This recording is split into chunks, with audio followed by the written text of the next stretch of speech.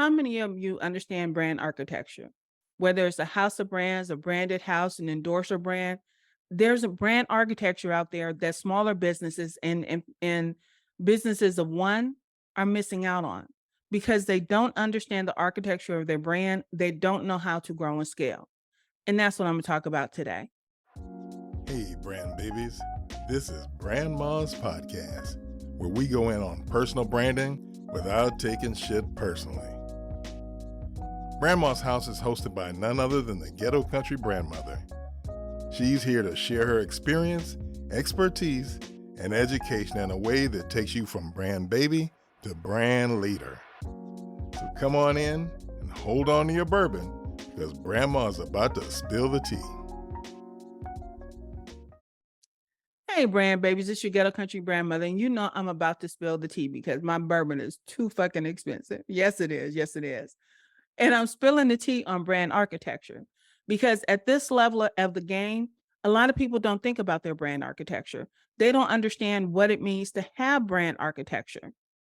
To give it a definition is to say that it's how you organize and configure your brands. That is a very simple thing, but it's also in how everything relates to everything else.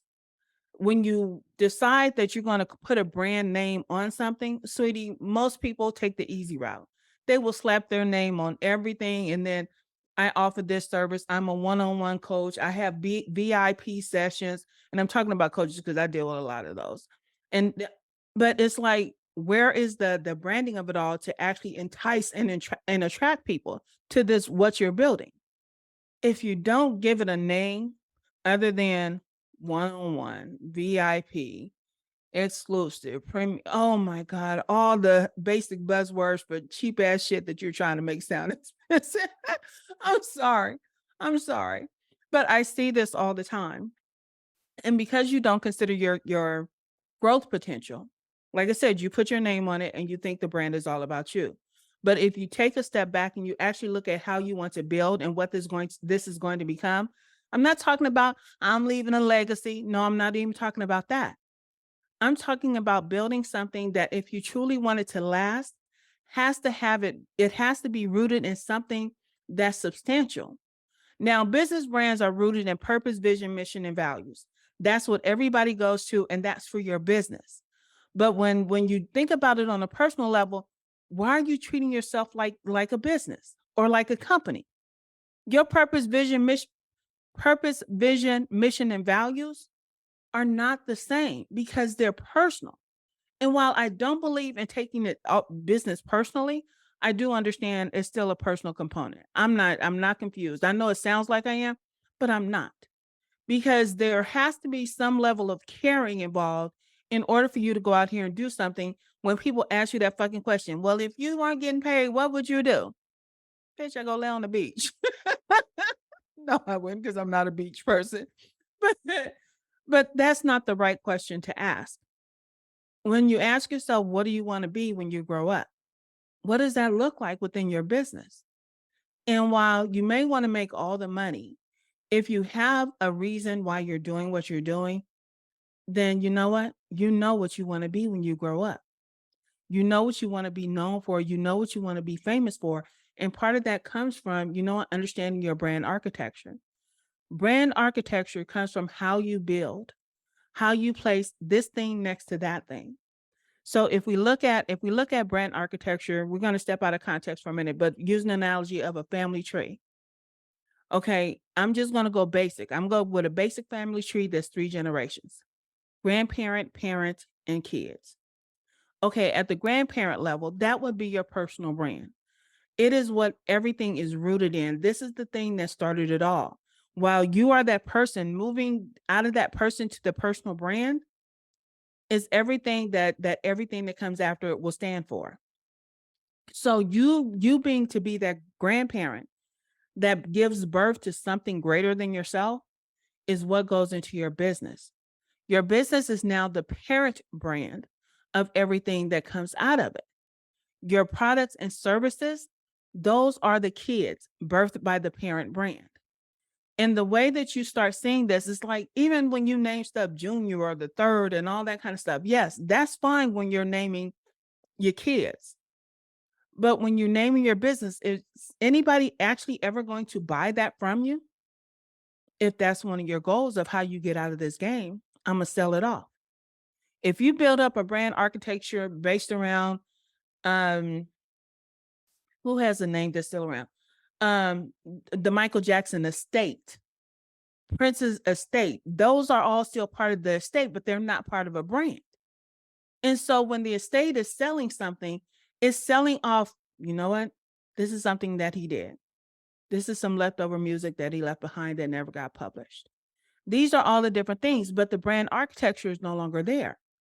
So if there had been Princetown and Princetown sold Prince ice cream and then that ice cream shot off into another dessert bar, all of those would have been the brands that follow. But Prince left his music, and some hell of a music it is, but I'm not gonna go there. But that's what he left. But when you look at it, and I use myself as an example because I do this every day, all day. And I do it because I want to see people go back to having a personal life and a personal brand, not feeling like they have to put their personal life on display so people will know, like, and trust them. Sweetie, just because I know, like, and trust you, it doesn't move me to dig in my pocket and give you some money. And if that's what you're trying to get to, you need to go about it a different way. There has to be some strategy behind how you decide on your personal brand. Putting all of who you are onto this tree, sweetie, y'all know trees don't work like that. You know, a tree, come on. You can't have oranges and peaches and pineapples growing off a pear tree. It's not going to happen. But when we take all of who we are and try to make this a thing, and I am my brand, y'all, I say it like that because it irritates me no end. But when you try and hang all of that shit off the tree, y'all know that's a fucked up tree. It just really is. So then you try to take all of that box of crazy and put it into a business. And whether you're good at that one thing, because you have a talent, a gift, a knack for what you do, because you tried to hang everything off the tree, nobody can see that one thing. And you can package that one thing in a whole lot of different ways. But if it's obscured by all the batshit crazy that we live every day, nobody's going to see that parent brand that you're trying to create, that business you're trying to build. And then now you have to go and your business has to have the kids, which are the offers that you put on the table. Now, understanding where they fit within the brand, you do have to know that. But a lot of people just say, you know what, I offer one-on-one coaching. And I'm using this because, like I said, one, I'm a certified coach. But the other part is that I know a lot of coaches. And they say, I offer one-on-one coaching. Okay, that's great.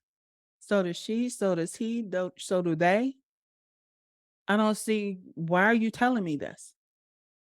But if you package that based on the brand that you're building, because there's alignment between the grandparent, the parents, and the kids, that alignment runs all the way through to when I get to this offer, you know what? I offer this solution to this type of person to do this type of thing.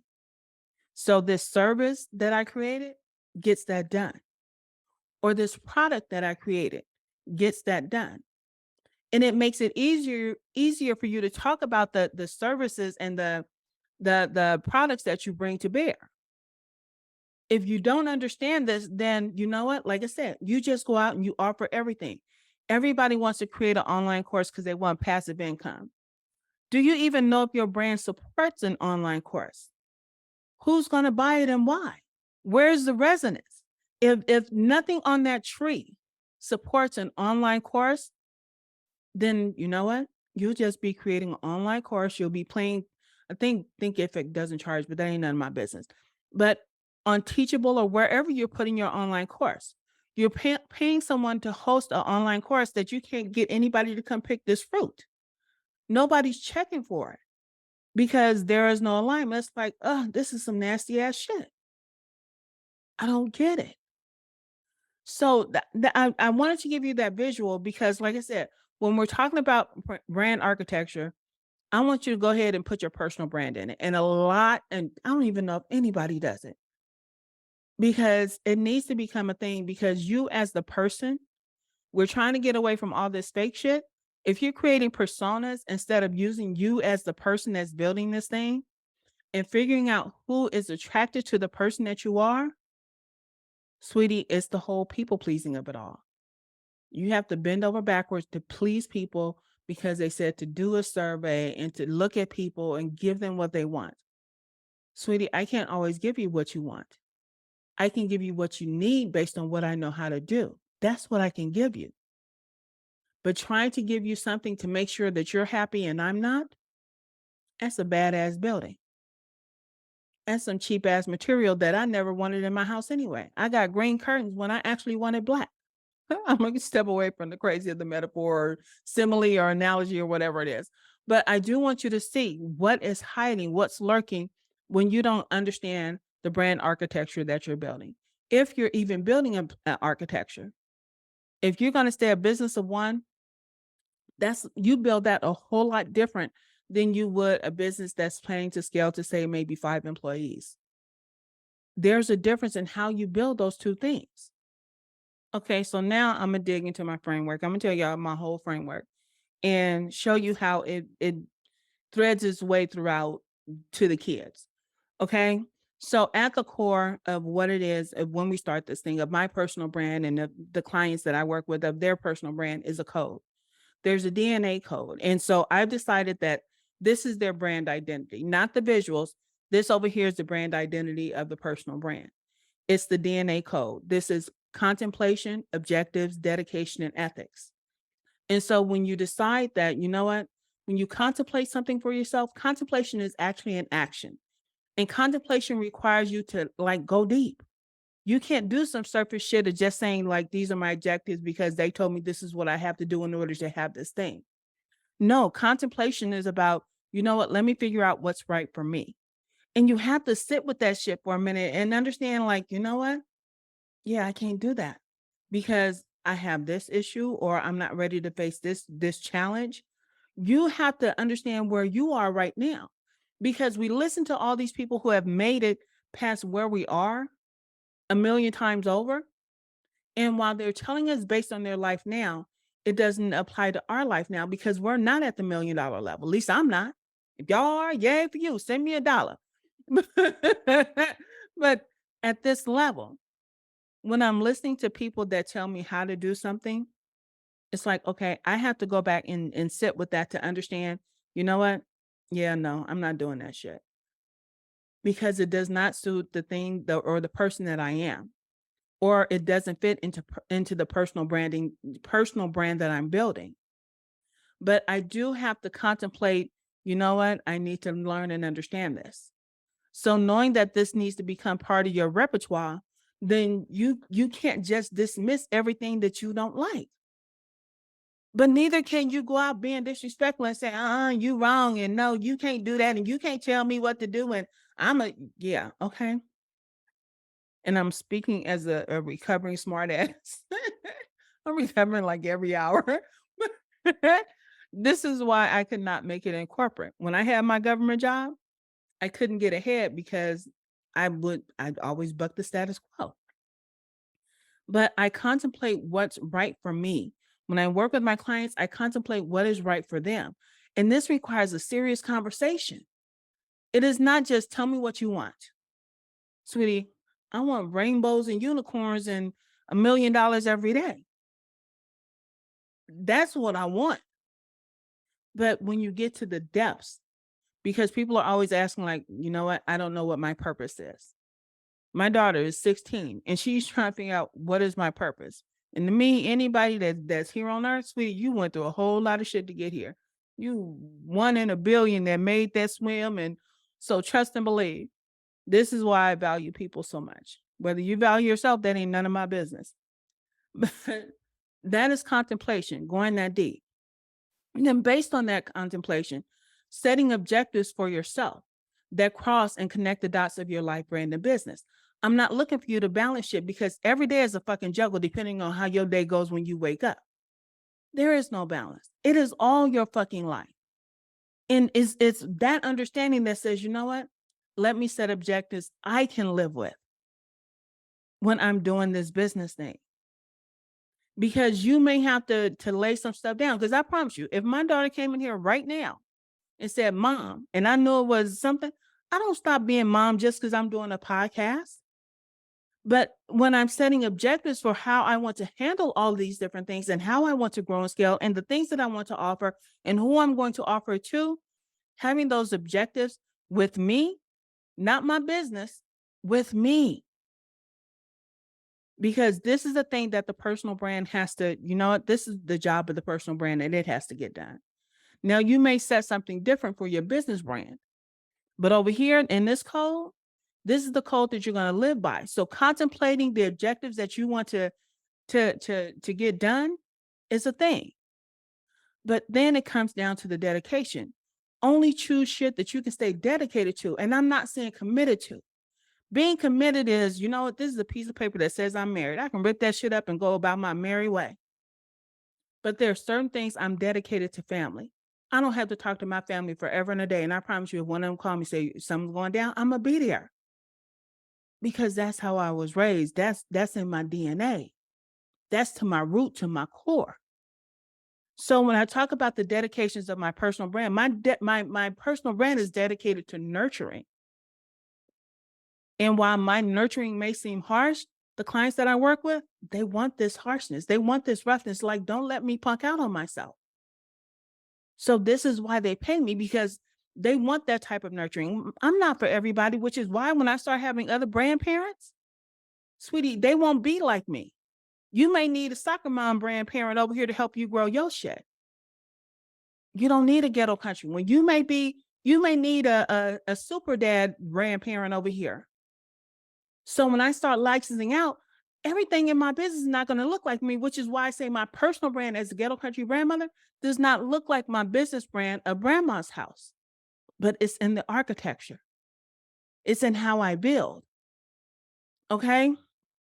So I'm dedicated to certain things that you cannot make me move off of, which brings me to the ethical part. If I'm dedicated to if I'm dedicated to achieving these objectives, so that because I contemplated what I want the future to look like when I'm connecting the dots of life, brand, and business, then the ethical thing is to do this. You know what? I can't put my emotions in it. Right is right, even when nobody's looking. We have people out here now creating content around them doing a good deed. Actually, I would rather hear word of mouth than see you filming, you taking off your shirt and giving it to a homeless person. So fucking what? Why don't you teach that homeless person a skill instead of giving them a handout? Whether they want it or not, I'm not talking about that. But if you're going to do something for someone, why do you have to show it off as if you're some great person?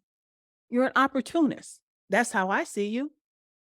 While I appreciate that things are being done for people that are out here, it's you're being an opportunist because you decided that, you know what, let me look good on film.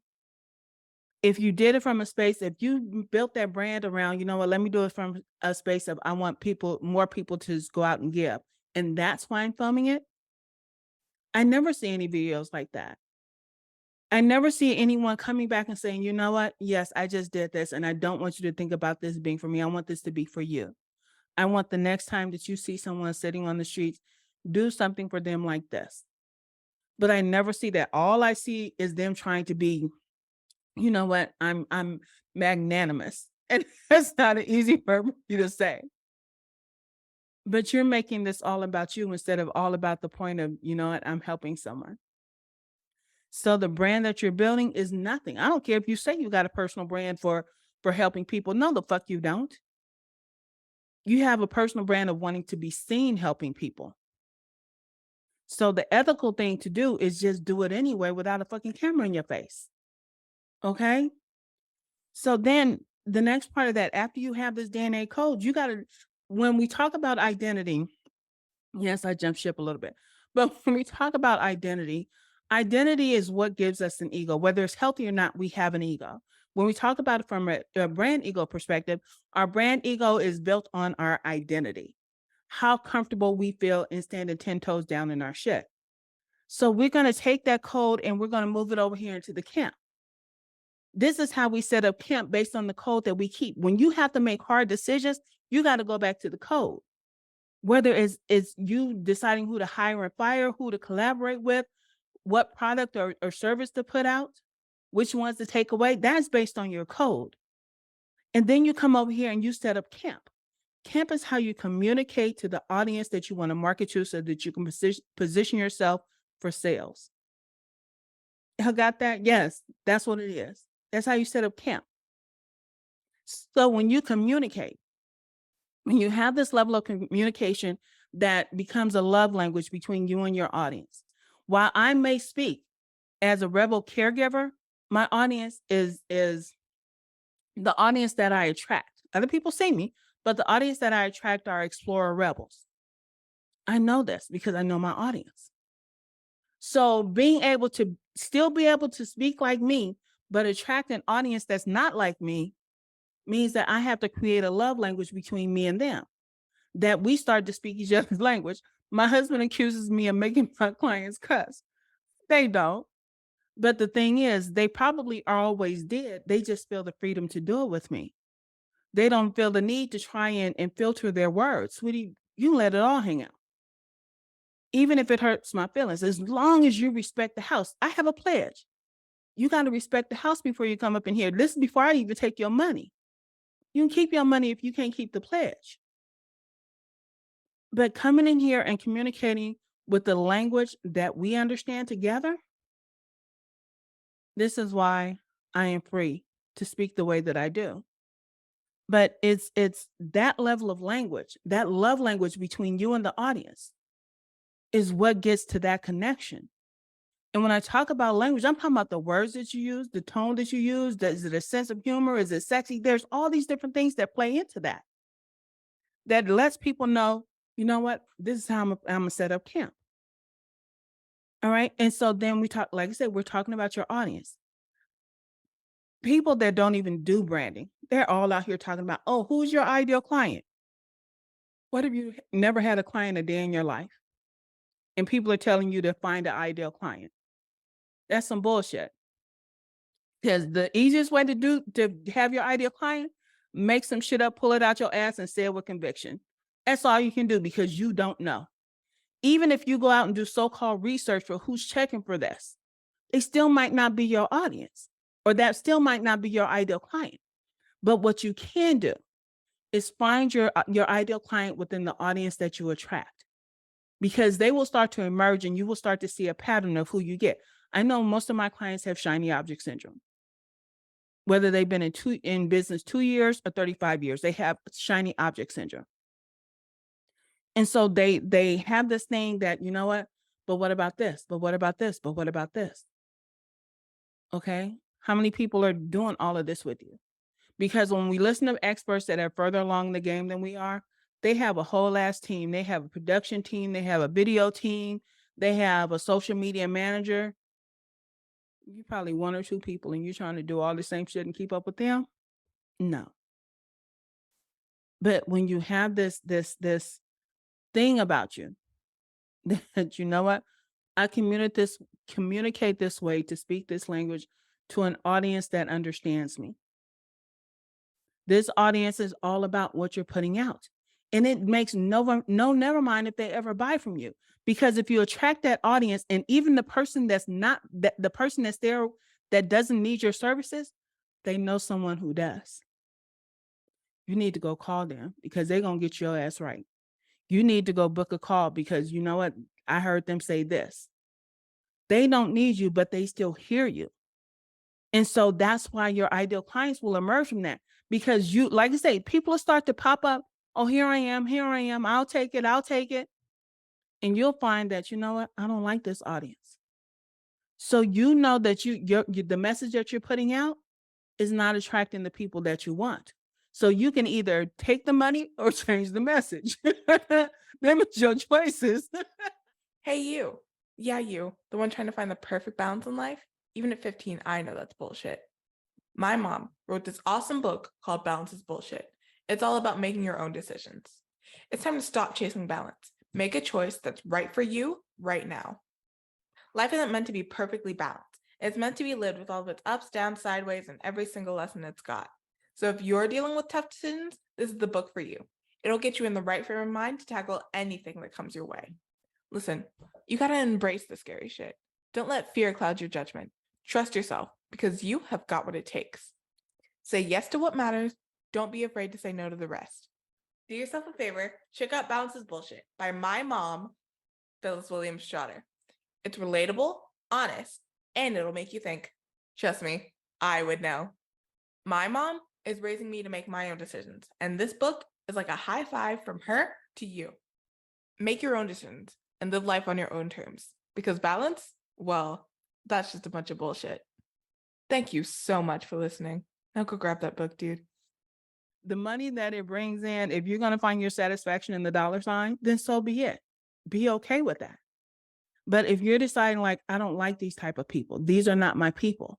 And if this is what I'm attracting, then let me check myself, because this is not what I want for myself. I hear listening to Chris over the years, he always talks about people in the creative industry being order takers. They're taking orders from me.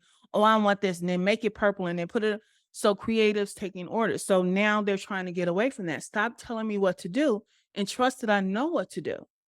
Trust that I know how to ask the right questions to give you what you ask for. But then even in that, I tell you, be careful, because I've told you guys before, one of my earlier clients, I gave her what she asked for, but I didn't give her what she wanted. So when you're talking to this, when you have this audience that you're marketing to, it has to say something other than, you know what, buy my shit. And it has to do more than try and build up some fictitious likability. Because, oh, look, I'm out here doing this. Sweetie, what does that have to do with the price of tea in China? Not a motherfucking thing. So communicating with the language, a love language that you both understand, is how you do better marketing. The marketing that you put out needs to suit your needs and your abilities. If you are not a writer, sweetie, why do you have a blog on your website? If you're going to have a guest blog and that's all they're going to be, then that's different. But if you're trying to write yourself and you know that you are wasting time and you will end up procrastinating because you can't fucking write a word, then don't do it. That's not how you market. But if whatever your marketability is, sweetie, you need to find that for yourself and make it work. Because this is now going to determine how you're positioned in the marketplace within the industry that you're in. And I know, what is it? I don't even know all the P's: price, position, people, whatever. All those P's are supposed to be how you position yourself. If the communication style that you have for the audience that you're speaking to is marketing in such a way that doesn't position you as the best in their mind, then it's wasted communication. It has to be something that works between now and later. That love language is always going to be there, but it's that communication style, the words that you use, the tagline that you have. That communication is only for a specific audience. And then that audience is open to what you're marketing to them. And marketing at this level is about attractiveness. It's not about, you know what, let me go out and boost and increase and do ads and all that kind of stuff. Because if you don't know how to market yourself, boosting and all of that, it's not going to get you anything. There's not going to be any conversions. And I'm speaking from experience on that too. I wasted a whole lot of money trying to pay for Google ads and boost shit. And I didn't know what the fuck I was doing. I could have paid somebody, but I still wouldn't have understood. So how would I know they're just not taking my money? Okay. And positioning your personal brand is different than positioning your business brand. So as you weave all of this through that, like I said, from grandparent to parent to kids, as you weave all of this in there, the marketing that you're doing with your personal brand leads to endorsing your business brand. And how you endorse this business brand positions you both in such a light where, oh, you know what, that she's a resource versus this is the vendor and this is the expert. Put it that way. The personal brand is the expert, but the business is the vendor. The vendor is going to get it done. And if you plan to be the employee of your business the rest of your days, then you need to understand what that means. Again, going back to the brand architecture, there's not enough growth to support you hiring or whatever. There is just not there. But if you know that you want to grow because you want to be that person that, you know what, I need at least 2 people so that I can have this type of life brand and business, then you know what the architecture needs to be. And so we have the code that tells us how to set up camp, and that camp will determine how we play the game. Okay, playing the game is about personality. And so my personality is such that, you know what, I'm not code switching. I used to do that because of what they said was professional. That's how I was brought up in corporate America. That professionalism is everything but what you do in your profession to get paid. It's how you wore your hair, it's putting on stockings, it's wearing the tie, the power suit, all that bogus professional shit. But when you talk about the personality that you want to bring, like I said, where's your boldest self? Last month when I was talking about culture, your culture helps you find your boldest self. The things that you can stand 10 toes down in, the thing that you can always count on to, you know what, this is where I stand when I'm standing up to bullies. Because somebody's going to try and bully you and tell you like, oh, you can't do that. Oh, well, why are you doing that? And sometimes people bully you and don't even know it. I told the story once of when I used to write poetry, and my mom's friend was a music producer and wanted to turn one of my poems into a song. And my dad was like, no, you're not going to waste your time in doing that. There's no money in that. Straight bully. Instead of encouraging, he talked me out of it. And there's a lot of things, a lot of places where we get bullied, where we're like, oh, they're looking out for our best interests. But are they really? You should know better than they do what's right for you. And you should know better than they do what risk you're willing to take. If you're risk averse, then sweetie, yeah, you go ahead and take that safe path. And sometimes the safe path is a little slower, or a lot slower than the folks over here taking all the calculated risks. But you need to be okay with that. But when you have a personality that's conducive to how you want all of this to go, I have a combination of my mom, my dad, my cousins. My personality is made up of all the people that I've been around. And this includes my corporate life, my government job life. It includes all of that.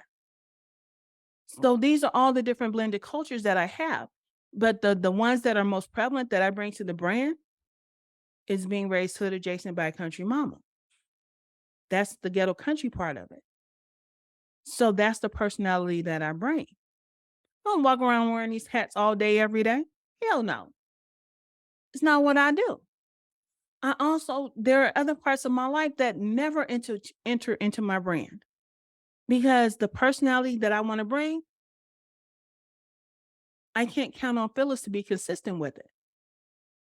So I create the boundaries and the expectations for the ghetto country grandmother. And so with her being that grandparent, then my business sets another level of, you know what? This is what I expect from the parents of my grandkids. Because like I know that my level of growth is going to be me licensing out my framework. Not selling it off, not sending nobody to a course. No, I want other grandparents out here helping these babies do their thing. That's my level of growth.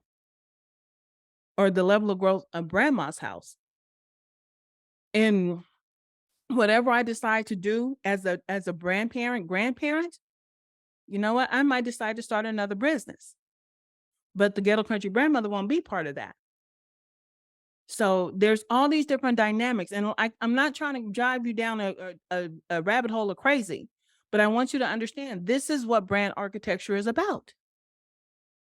It's rooted in who you are when you started the business. And if you stay true to this, then we have less likelihood of having toxic companies and corporate culture that is driving people to not want to take jobs anymore. Respect the game. So Personality, I already told you about language. There's a love language that needs to go on between you and your audience. And if you don't have that level of love language, I don't care how many fucking personal stories you tell, it's not going to hit for nothing. Like I say, people will watch a train wreck all day long and still keep it pushing when it's over. They won't give two shits about who was in the wreck. All they do is like, oh man, that's bad. Prime example. I wrote a blog post about getting kicked off LinkedIn. And my website gets a pretty good what's the word I'm looking for? It gets pretty good traction. I'll put it like that for what it is, because I'm not looking for hundreds of thousands. So for what I get, I'm happy with my numbers. I'm pushing them where they need to go and all that kind of stuff.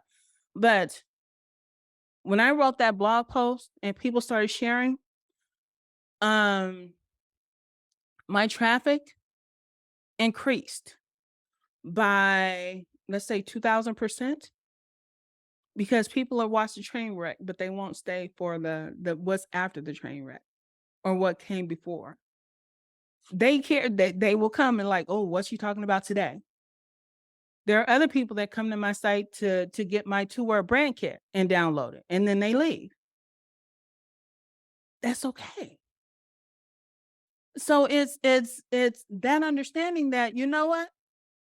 I know I'm not for you, but you need what I have for right now. And whether somebody goes and tries to use the 2-word brand kit or whatever they want to do with it, everybody can't use it. There are people who have been in the master class and know how to use it, but even they don't use it because, you know what? They don't want to go that deep. And that's why I tell people, you know what? Part of what I do is life coaching. Life coaching, how do I want to say that? Life coaching brand strategy. I'll put it that way. Because I got all the questions to get to the right answer. So I make sure that you go out here and you're putting yourself first in your personal brand. And I said it last time. You are first over here in the personal brand. Your audience is first in the business brand. Let them have the business brand. Let them do everything they need to do to amplify it. Your personal brand, you get to keep for yourself. But I digress. Y'all know I kind of go off on a tangent, but but we're gonna bring it back. We have the language, and now we have the archetype. A lot of people don't understand archetypes because it can get kind of convoluted and crazy if you don't know what you're looking for or how to use it. But an archetype is how you filter to make sure that you stay consistent in your voice, in your personality, in your language, all of the things. So you know how you want to come across all the time. If you decide to just, if I decided to just rely on Phyllis, I would be sitting here with my hand on my chin, eating a bowl of cereal, smacking, like making y'all crazy. I wouldn't really do that. But I'm exaggerating. But how I would come across as Phyllis doesn't necessarily align with how I would come across as a ghetto country grandmother.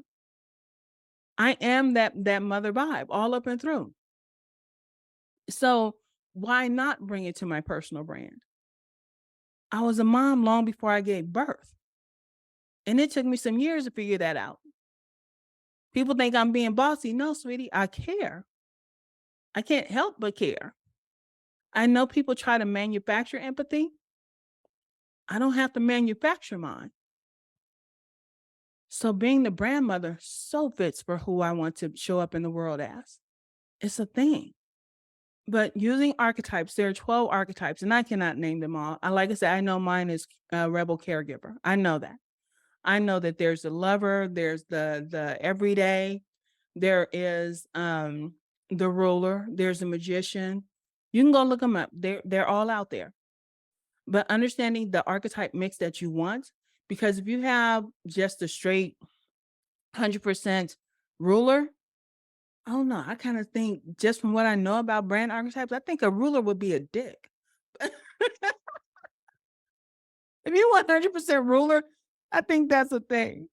But one of the things, I was researching for a client, I was looking at his audience to better understand his past clients and see which ones kind of fit where he wanted to go.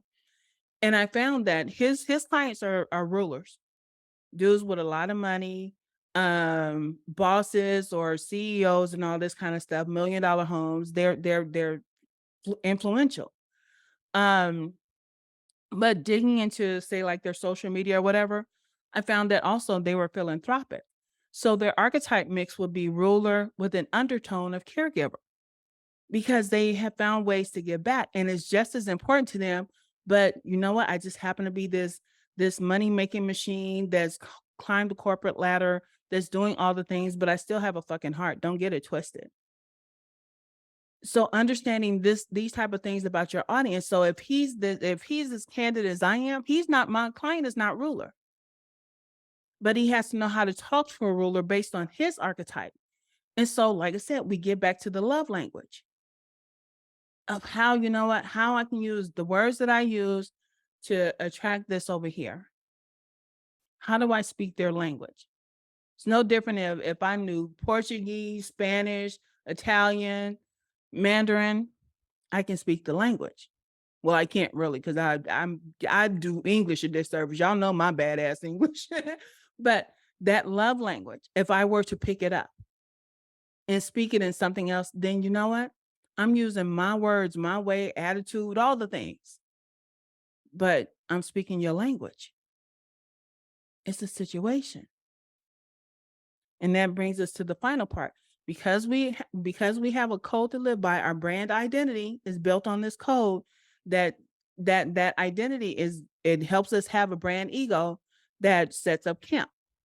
That C.A.M.P is over here, we bring it over here to how we play the game. And that game is, you know, that image that we put out there, that personality, that language, that archetype. But then it's that why, which is the yarn. And most of you aren't old enough to know that a yarn is how you tell a story. Most of the time it's built on this big fabricated shit, but your life is not that. So the yarn that you spin based on the personality, the language, and the archetype you filter it through is a lot different than somebody doing the same thing with the same thing. Your personality will come off totally different than my personality, even if we had the same archetype mix. The language that I speak is not the language you speak because you're not talking to this type of audience. If you understand the audience that you're trying to cultivate, it hits different. And so, like I said, that's my whole process, taking people through all of those different pieces to get them to a strategic personal brand. Now, this personal brand now moves over here into the business brand. Business brand is based off of everything that you think that you want the audience to have. Because you already understand what you can give based on your code, C.A.M.P, and P.L.A.Y. This is what you can give. Now you can go and address what they're asking for more effectively. Because you know if they're asking for something that you can't give them, sweetie, don't fake the funk. Don't do it. Because this is when you turn your business into a job. You stop leading and you start following. You're following the directions of someone who's, you know, I got the money. You have to do what I say. No, I don't. While I appreciate making money, sweetie, I don't have to take it from you. And this is why I think money has made people as disrespectful as they are. I'm a ruin your business, really? Because this one thing pissed you off, you decided that the best course of action is to ruin my business, to ruin my livelihood, take food out of my child's mouth and all that kind of stuff. This is why I'm big on respect and do no harm. I don't give a fuck if I don't like you. Go do it. Unless I know that you're going to hurt somebody, I ain't got shit to say. If your clients are boo-boo the fool, I can't help boo-boo. But you're taking pieces of this personal brand and you're putting into this business because now you understand the business that you want to build. You have a better understanding of what you can bring to this. And you have a better way of explaining this when you're doing your marketing. When you go out here and the business is taking its pieces, because while I may be rebel caregiver, my business is not. My business is all caregiver, maybe with an undertone of magician in it. But there's something different about what I do, what my business does than what I do. Because again, my business is the vendor, but I get to take pieces of, you know what? Me being a caregiver, my business is more caregiver than I am because of the people that I anticipate licensing to do this, what I do. And because I know that part of the process is also, you know what, you have to be a certified life coach in order to do the type of brand strategy that I do. Because I understand this is something that is helping me help my clients better. So I understand the process that I want them to go through. And part of that process is understanding that, you know what, when you represent this, when you represent Brandma's house, there's all type of grandparents in here. So you don't have to, you get to pick and choose the grandparent that you want to get you to the next level, to get you out of that shell. There will be no coddling. I promise you. I don't care how nice of a grandparent that one. You're not gonna sit here and hold your hand forever. Now, if they making all the money and they're being shady about it, because if you're not moving forward, stop taking my baby's money. Don't do that. Don't do that. If you're letting them hide and play small and scared, yeah, no, you can't be a grandparent. But the business is influenced by because the personal brand is the brand parent, the business is influenced by that, which now turns around and creates product and services that fit the alignment of what we're doing. Brandy University is for my kids that need to stay in the house longer. It's like, you know, these are the ones that want a little more hand holding. These are the ones that, you know what, I went to college, now I want to come back home for a little while and get my shit together. That's what Brandy University is like. The people that are in Brandy University have been in business for less than a year, all the way up to almost 40 years. They come back because, you know what, I need to get my shit together. Because when I was building my business, this was not a thing. And then my youngest grandbaby, you know what, before I go out here and do this thing, I want to start it off right. So there's this dynamic that goes on in Brandy University that's part of the Brandma's house. So you know what, this is the space for you. This is where you come to get nurtured. Versus my brand babies that are in a hurry. Like, I got it. I just need you to, you know what? I'm coming over for some chats or whatever. I need you to do this thing. They just need a timeout because they out here wrecking up shit. So they go through 13 weeks of timeout, intense time with me. So taking time out in the house with grandma means, you know what? I know I fucked up, but I think I can correct it myself. I just need you to help me do this part. Okay, let's do it. And then there's like, you know what, grandma, I just need a chat. That's a consultation. I just need a chat because something ain't right with this. And so there's all these different things that align with the services that I offer that are part of grandma's house. And it's all a part of the nurturing process. How you want to be nurtured by a person like me determines on where you fall. You just need a chat, you need a timeout, or do you need to, you know what, we need to go to school? It's homeschool, baby. But it all filters down. But when you decide you are the brand, where is it going to filter to? If you're the brand, what else is there? If you're the brand and the business, it's really you're creating a job for yourself and a headache.